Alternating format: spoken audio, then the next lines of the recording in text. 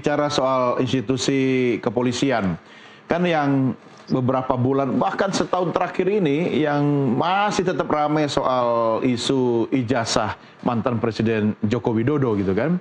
Babak baru kemudian ijazah sudah ada di tangan penyidik, ya kan. Nah, berdasarkan itu banyak juga masyarakat yang menilai ini tendensi politiknya cukup kental. Tapi kan kita bicara polisi sebagai aparat penegak hukum. Aparat penegak hukum bisa diintervensi politik atau bagaimana Anda melihat kalau kita kaitkan dengan kasus yang terakhir ini? Ya, saya kira tadi kita bicara dulu tentang perubahan kepolisian melalui reformasi ini. Ya. Sesungguhnya sebenarnya kalau diukur dari 3 anasir hukum itu yang disebut Pak Jamin tadi itu, dari sudut struktur, dari sudut kultur, dari sudut substansi, ketiga-tiganya ini harus dicakup. Kalau kita melihat misalnya lahirnya Perkap yang menganulir lagi putusan Mahkamah Konstitusi, Ya. itu bukan hanya masalah kultur kepatuhan kepada konstitusi kan, tetapi juga adanya satu sikap bahwa tidak taat kepada konstitusi itu siapa yang mengawasi kan? Aparat sendiri tidak taat. Ya, jadi ada pengawasan itu, dan ada game yang selalu kita lihat itu pengawas itu juga harus diawasi. Ya, jadi setuju. misalnya pengawasan terhadap kepolisian tidak hanya yang ada dalam struktur kepolisian, tetapi juga harus menyangkut pengawasan eksternal itu seperti apa. Sehingga misalnya seperti banyak ada orang mengadu ke provos atau apa itu, kalau kepolisian, tetapi mereka juga harus diawasi ini kan. Yang ini menyebabkan warnanya menjadi berbeda sehingga bisa melihat bahwa pengawasan itu juga harus diperbaiki. Nah, dalam soal ketaatan kepada hukum atau konstitusi itu, ya saya kira sangat agak parah ini kan. Agak parah atau memang parah nih, Pak? Parah, karena peraturan lembaga itu boleh mengatur memang kalau ada mandat dari undang-undang.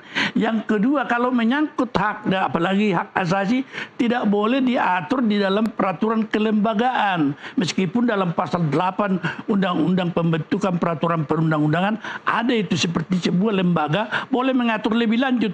Tetapi ada mandat dulu, ada delegasi dari undang-undang itu. Dan juga substansi itu kalau menyangkut hak, apalagi dia katanya kan bahwa polisi boleh menduduki sekian puluh banyak jabatan. Itu soal hak, itu bukan porsinya peraturan Kapolri, tetapi itu di undang-undang. Ya. Inkasu dalam hal itu tadi, putusan MK itu adalah suatu undang-undang juga. Artinya dalam arti negatif, ketika dia membatalkan undang-undang, itu yang disebutkan negative legislation.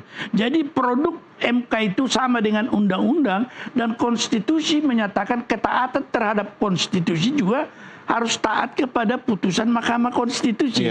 Kalau dia menelikung begini dengan membuat peraturan Kapolri, justru menegakkan apa yang sudah dinyatakan tidak bisa.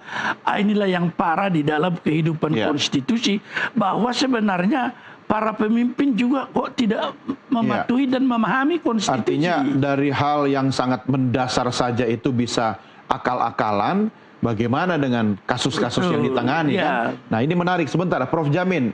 Ini soal perkembangan isu kasus ijazah mantan Presiden Joko Widodo dan keterlibatan kepolisian dalam upaya penyelesaian masalah ini. Anda melihat polisi seperti apa sekarang ini?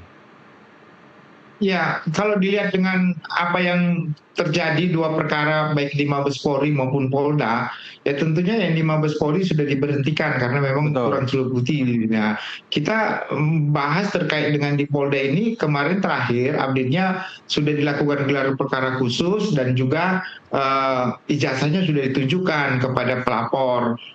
Kepada terlapor begitu, tersangka gitu ya, sudah ditunjukkan. Artinya apa? Artinya kekhawatiran terkait dengan ijazah palsu itu sebagai suatu bukti yang memang real ada itu sudah terbantahkan begitu. Berarti ada ijazah tapi kebenaran faktual terkait asli atau tidak kan tergantung pembuktian pengadilan. Paling tidak barang buktinya ada gitu terkait dengan adanya permohonan gelar perkara khusus yang sudah dilakukan.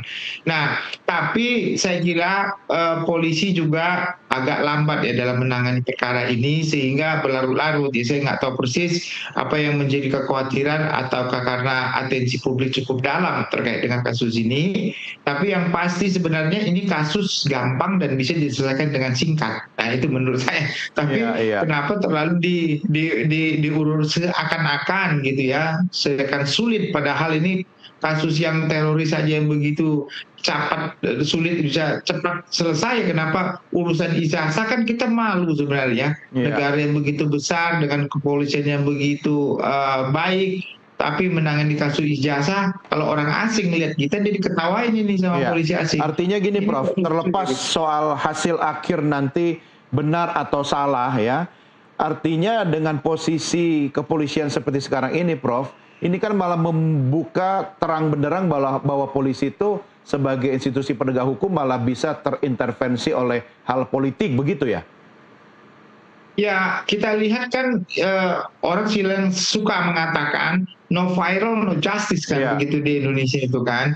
Jadi segala sesuatu harus diviralkan dulu supaya ada kontrol begitu. Padahal kontrol itu kepolisian itu sekarang hampir negatif. Anda bayangkan siapa sih yang kontrol kepolisian saat ini? Nggak ada. Ya, nggak ada. Kita ngomong ke siapa? Kompolnas. Kompolnas, ya mohon maaf aja ya, Kompolnas kan belakangan ini apa yang kita perdebatkan selalu lebih cenderung saya lihat memihak kepolisian dalam menjawab di media begitu loh. Kalau menurut saya perhatikan kalimat-kalimatnya. Nah, itu juga tidak begitu. Apalagi Propam juga ya bagian dari kepolisian juga. Korwas itu juga. Jadi sebenarnya kita harapkan dulunya ya tentu ada Kompolnas begitu, tapi sayangnya Kompolnas juga dikooptasi menurut saya ya, itu dikooptasi barangkali saya masuk dulu anggotanya dari dalam juga. Iya, masuk angin juga ternyata. Gimana Pak Marwara? Kalau melihat ini sebenarnya barangkali kita melihat dari sisi lain bahwa kepala kepolisian dan juga kepala kejaksaan itu adalah pejabat yang ditunjuk oleh presiden, ya kan? Presiden sebagai pimpinan eksekutif. Jadi biasanya kalau kita melihat di praktek negara lain, hal yang sama juga terjadi, tetapi juga mereka menyatakan dia independen dari kepentingan daripada seorang kepala presiden itu. Meskipun dia misalnya diangkat oleh seorang presiden itu sebagai pimpinan eksekutif.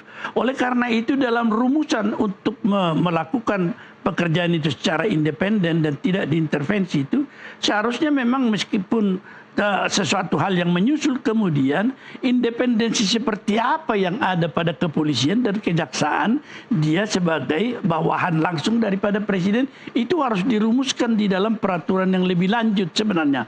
Nah oleh karena itu kalau kita melihat sekarang ini apakah memang kepolisian memiliki sesuatu keterkaitan kalau kita lihat dari seluruh masalah apa yang menjadi masalah Kapolri yang diangkat oleh presiden dan juga keperpihakan mereka pada waktu pemilu yang lalu kepada apa yang menjadi garis daripada presiden, maka kalau kita melihat sekarang itu sulitlah kita mengharapkan bahwa kepolisian bisa akan menunjukkan ijazah palsu dari seorang presiden yang mengangkat mereka kan. Nah oleh karena itu di sini masalahnya sekarang harus tekanan publik yang ada. Dan kalau kita lihat TAP MPR nomor 6 dulu mengatakan bahwa krisis Indonesia, dan itu masih berlaku, TAP MPR nomor 6 tahun 2001, krisis kita di Indonesia ini adalah karena memang etik yang merosot daripada apakah itu pejabat publik seluruhnya dan juga di pendidikan juga begitu.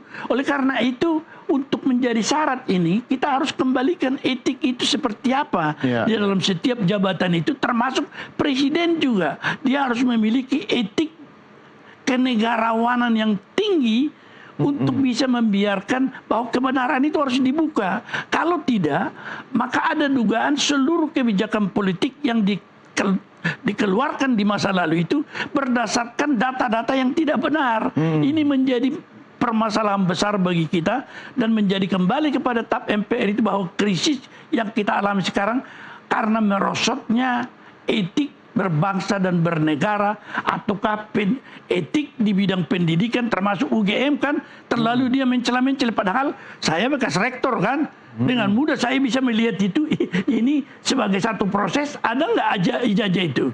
Kalau itu terjadi demikian, kenapa tidak dibuka? Dan kedua, ada satu etik yang salah, begitu seorang pejabat ikut di dalam pemilu, maka semua data-data dia itu terbuka kepada publik. Iya. Tidak ada rahasia itu. Soalnya dulu syaratnya tidak ada yang asli sih Pak, cuma legalisirannya aja. Ya, tapi sekarang itu bisa dibuka. Nah, Artinya belajar dari sini.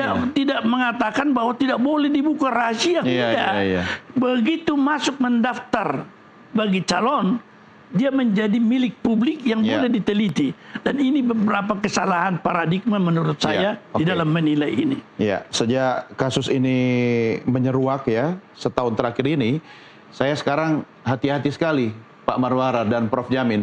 Semua dokumen pendidikan saya, ijazah saya simpan baik-baik. Simpan, iya. Siapa tahu saya besok maju jadi calon presiden, ya kan? Harus Aman bisa. itu. Aman itu.